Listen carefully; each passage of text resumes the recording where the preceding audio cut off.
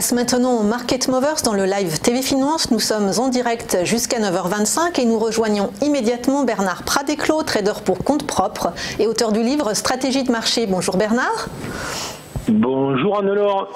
Alors vous avez repéré Bernard pour nous 3 valeurs qui se distinguent à la Bourse de Paris ce matin et on commence par Orange. Alors exactement, donc Orange c'est un peu le fil rouge depuis maintenant un certain nombre de trimestres. Je vais vous expliquer pourquoi. Donc hier la valeur était en hausse de 1,5%, ce matin elle est flat à plus 0,03 à l'instant où nous parlons.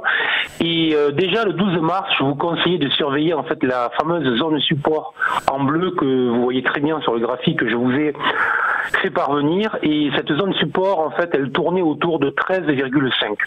L'idée elle est très simple, mais c'est je pense très intéressant pour ceux qui investissent en bourse régulièrement. Il faut savoir que lorsqu'on repère une dynamique horizontale sur une valeur, il ne faut surtout pas s'embêter, il faut repérer les supports et il faut se mettre à l'achat sur les supports. C'est pour ça que je vous disais que c'était le fil rouge, puisque ça fait déjà un certain nombre de fois que je vous envoie des signaux donc d'achat sur le bas du support et donc de vente sur le haut de la zone de consolidation. Justement, si aujourd'hui je reparle d'Orange, c'est parce qu'on est en train d'atteindre le haut de cette zone, donc les hauts depuis 2-3 ans donc maintenant, et systématiquement, à chaque fois qu'on est arrivé sur ces hauts, les acheteurs ont pris leur bénéfice. Donc, que faire à ce niveau-là?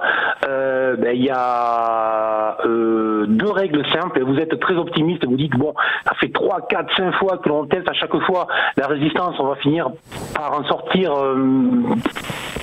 vers le haut, donc je tiens la position, je conserve.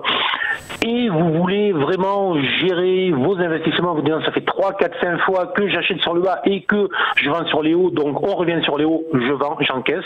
Moi je conseille un mix entre ces 2 positions, c'est-à-dire on sécurise, on encaisse une grosse partie, je dirais au moins 70% des bénéfices, puisqu'on a quand même réalisé en un petit mois, on a réalisé plus de 8,5% de gains, donc on les encaisse au moins à 70% et on peut laisser porter éventuellement un petit quart de position au cas où enfin Orange voudrait enfoncer cette fameuse résistance. Voilà pour Orange.